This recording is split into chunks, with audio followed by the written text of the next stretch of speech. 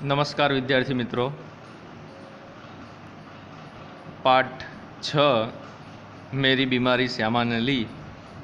हमने आगे भी देखा था कि हरिवंश राय बच्चन किस तरह बुखार में भी, बीमारी में भी अपने शरीर के साथ काम लिया करते थे। अब आगे हम देखेंगे कि उन्होंने सबसे बड़ी कविताएं शास्त्र के नोबेल पुरस्कार ठुकरा देने पर और दो चट्टान अथवा सिसिफस, बक्सर, हनुमान मैंने प्लूरूसी में पढ़े पढ़े लिखे थे। अब प्लूरूसी यानी कि जो दांत में जो कीड़े पड़ते हैं और उसी से प्लूरूसी दांतों की बीमारी होती है। बहरहाल अब मैं अपनी जवानी पर था, बीमारी मुझे पराजित न करती थी, मैं ही अपनी जिद से बीमारी को पराजित कर देता था। बुखार सुखार आखिर कितने दिन चलता। विश्राम तिवारी कहा करते थे, मार के पीछे भूत भागे। मैंने अपने प्रयोग से सिद्ध किया था कि काम के पीछे बुखार भागे। यानी कि डॉक्टर तिवारी का जो सूत्र था कि मार के पीछे भूत भागे, लेकिन मैंने उस सूत्र को ऐसा सूत्र बनाया, ऐसे प्रयोग में लाया कि काम के पीछे बुखार भागे। यानी कि जब बुखार हो तब मैं ज़्यादा से ज़्यादा काम करता था। यह बुखार मामूली न था, इसका संबंध उस तूफान से था जो पिछले 9 महीनों से मुझे झकझोर रहा था और जो शांत होने से पूर्व सबसे अधिक विध्वंसक झटका मुझे दे गया था।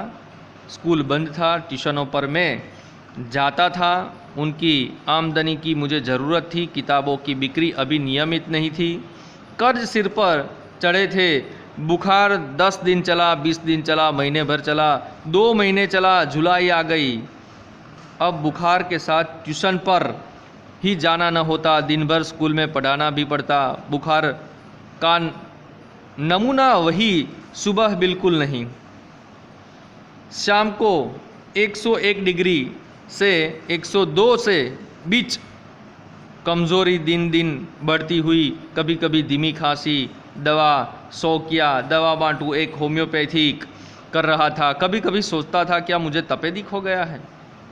देखिए यहाँ पर हरिवंश राय बच्चन जी कहते हैं कि अब बुखार इतना ज़्यादा बढ़ गया था कि जो उन्होंने आमदनी के लिए जो किताबें लिखते थे, वो किताबों की आमदनी भी अनियमित हो गई थी। कर्ज सिर पर चढ़ा था। बुखार 1 दिन 10 दिन चला, महीने भर चला, यानी कि बुखार लंबे समय तक रहा। उन्होंने दवा भी की, लेकिन इनका कोई उनके पर असर नहीं हुआ।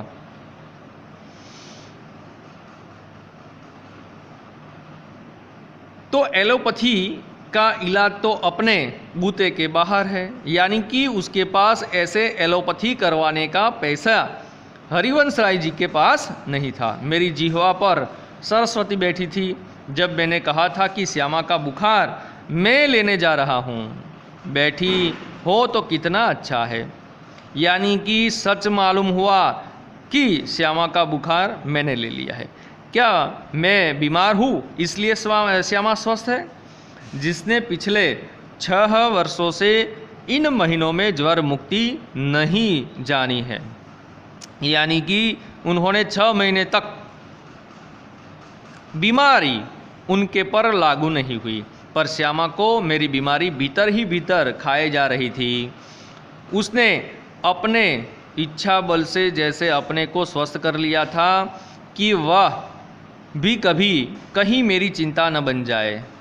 उनके अतिरिक्त मेरी बीमारी का शायद किसी को पता भी न था, क्योंकि सारे काम तो मैं सामान्य रूप से किए ही जाता था। गर्मी में तो सभी थोड़े बहुत दुबले हो जाते हैं। एक दिन उसने मुझे कहा कि मैं डॉक्टर BK मुखर्जी से अपनी परीक्षण करवाऊं। मैंने टाल मटोल की तो उन्होंने ब्रह्मास्त्र छोड़ दिया। मैं जब तक अपने को डॉक्टर को न दिखलाऊं वह खाना नहीं खाएगी। ब्रह्मास्त्र तो मानना ही था। देखिए यहाँ श्यामा उनकी पत्नी ने हरिवंश राय जी को कहती है कि तुम अब बीके मुखर्जी जो डॉक्टर है उनके साथ अपनी तबीबी परीक्षण करवाओ। लेकिन मैंने टाल मटोल की तो उन्होंने आखिरकार कह दिया कि जब तक तुम बताकर नहीं आओगे तब तक मैं खाने वाली नहीं हूँ, यानी कि भोजन का त्याग कर दिया है। डॉक्टर मुखर्जी को भय था कि मुझ पर क्षय का आक्रमण हुआ है। डॉक्टर मुखर्जी को भी पता चल गया, क्योंकि उनका शरीर देखकर ही पता चल गया था। नुस्खा उन्होंने लिख दिया और कुछ दिन चिंता मुक्त होकर पूरी तरह आराम करने को कहा। नुस्खा मुझे मौत का परवाना लगा। क्या मेरी विदा का समय आ गया? क्या इतने ही दिनों के लिए आया था? इतना ही गाने गुनगुनाने के, केवल इतना श्रम संघर्ष करने, इतने दुख संकट उठाने?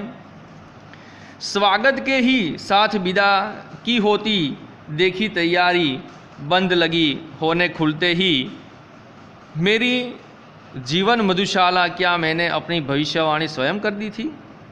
सबसे मर्मवेदी प्रश्न था, क्या श्यामा के भाग्य में वैधव्य भी लिखा है? इतना सब कुछ देखकर पढ़कर हरिवंश राय जी ने अपने आप को विचार में डाल देते हैं। क्या कि मेरा जीवन इतना ही है? क्या मेरी पत्नी के जीवन में वैधव्य भी लिखा है? बस उसी के विचार में वह लगे रहते हैं। मरने से मुझे डर नहीं था। आगे कहते हैं कि मरने से मुझे डर नहीं था, वह मुझे कठिन भी नहीं लगा। कठिन लगा मरने के पहले जीना, यानी कि सब तरह से खलास हो गए थे। पूरे आराम के अर्थ होंगे ट्यूशन छोड़ दूं, स्कूल से छुट्टी ले लूं, ज़्यादा लूं तो बगैर तनख्वाह के लिए लेने को तैयार हूं। फिर घर का खर्च कैसे चलेगा? शालिग्राम केवल अपनी तनख्वाह के बल पर घर नहीं चला सकते।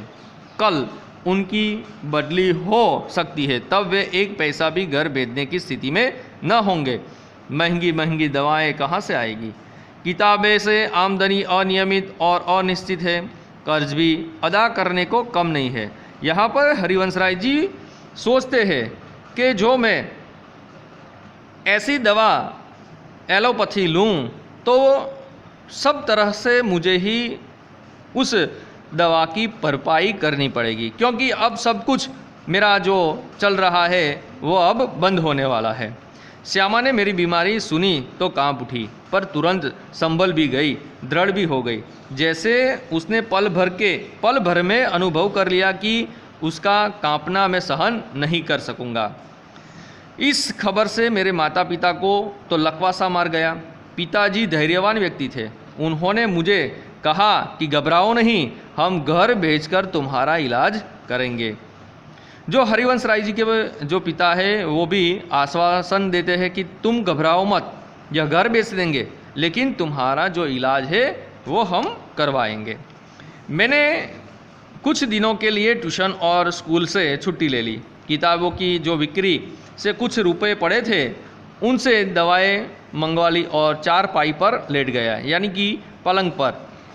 चारपाई का अर्थ है श्यामा की सेवा साकार हो गई। देखिए अब श्यामा उनके लिए जो सेवा करती थी सुबह से लेकर शाम तक, डॉक्टर ने निश्चिंत होकर आराम लेने के लिए कहा था।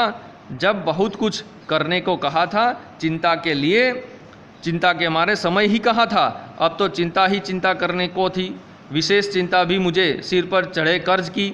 मेरा इलाज हो या न हो, पर कर्ज की किस्तें तो जानी ही चाहिए। उसकी नियमित अदायगी के साथ मेरी साख जुड़ी थी। उसका जाना मेरे मरने से पहले ही मेरी मौत होगी। यानी हरिवंश राय सोचते हैं कि मैं रहूं या ना रहूं, लेकिन मेरा कर्ज है वो चुकाना पड़ेगा। वो कर्ज की जो चिंता है वह हरिवंश राय जी को खाई जाती थी। श्यामा के लिए मैं पारदर्शी दर्पण था। उसने पूछा कि किसी बात से चिंतित हो? चिंता ही खाई जा रही तो दवा क्या लाभ पहुंचाएगी। हम कभी भी बीमार हो और चिंता करते हैं तो जब हम दवा खाते हैं तो उस दवा की असर कम हो जाती है। उसलिए श्यामा कहती है कि आप चिंता छोड़ दीजिए। मैंने कहा टैक्स सोसाइटी के मुझ पर 400 रुपये कर्ज के हैं, करीब 100 अन्य मित्रों के, यानी कि 500 रुपये कर्ज पे थे। उसने जो उत्तर दिया उससे मैं चौंक पड़ा और सहसा उठकर उसे घूर कर देखने लगा, जैसे श्यामा को एक बार फिर से पहचानने की ज़रूरत हो। उसने कहा था, देखिए अब क्या कहती है श्यामा। उसने कहा था, कर्ज तो मैं तुम्हारे मरने के बाद भी उतार दूंगी, तुम इसकी चिंता छोड़ो। देखिए क्या जवाब दिया अपनी पत्नी ने। मैं सोचने लगा, श्यामा ने वज्र ही अपनी छाती पर रखकर यह वाक्य कहा होगा, मुझे चिंता मुक्त रखने को वह क्या नहीं कर सकती थी। देखिए चिंता छोड़ दो, कर्ज तो मैं चुका दूंगी। उसने कहा था, कर्ज तो मैं तुम्हारे मरने के बाद भी उतार दूंगी, तुम इसकी चिंता छोड़ो। मैं सोचने लगा, श्यामा ने वज्र ही अपनी छाती पर रखकर यह वाक्य कहा होगा। वज्र यानी कि जो वज्र है वो कठोर होता है, कठोर यानी जो इंद्र का अस्त्र है। मुझे चिंता मुक्त रखने को वह क्या नहीं कर सकती थी। मरने के लिए जो मैंने अपने आप को छोड़ दिया था वह मुझे एकदम गलत लगा। मुझे अपने लिए नहीं तो श्यामा के लिए जीने का संघर्ष करना चाहिए। श्यामा के लिए मैंने जीवन में कुछ नहीं किया, कभी करने के योग्य ही नहीं रहा। अब यदि मैं उसे ऐसी स्थिति में छोड़ जाऊं कि वह मेरे मरने पर मेरा कर्ज उतारने की चिंता करें तो मुझसा जघन्य अपराधी कौन होगा। नहीं, मैं श्यामा के लिए चिंताएं नहीं छोड़ जाऊंगा, जीने का रास्ता खोजूंगा, जीकर अपनी चिंताएं समाप्त करूंगा। एक रात जैसे मेरे कानों में किसी ने कहा, एक रास्ता अब भी है। देखिए अब सोचने लगते हैं हरिवंश राय जी कि मैं क्या करूं। मेरे जीने का मतलब है मेरी पत्नी के लिए मैं जीऊं, उनके लिए मैंने कुछ नहीं किया।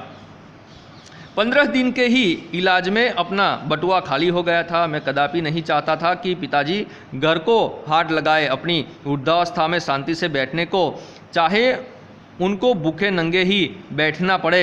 उन्होंने एक शरण स्थल बनाया था, मैं उससे उन्हें वंचित करने का कारण नहीं बनना चाहता था। पर यह भी नियति का एक व्यंग्य है कि मेरे पिता माता दोनों में से किसी को अपनी छत के नीचे अपनी अंतिम श्वासें छोड़ने का योग नहीं बनता था। ना जाने राम कहाँ लागे माटी, पर उस समय में कैसे जानता। अब देखिए यहाँ पर हरिवंश राय जी सोचते हैं कि जो अपने पिता ने कहे शब्द याद आते हैं कि तुम चिंता मत करो, तुम्हारा इलाज हम घर बेचकर भी करेंगे। तब उन्होंने कहा कि अपनी शांति के लिए ही उन्होंने यह एक घर बनवाया था, तो उनके नसीब में यह भी नहीं है। नहीं, मैं ऐसा नहीं कर सकता। अब जो बाकी रहा पाठ वो हम अगले वीडियो में देखेंगे। अस्तु।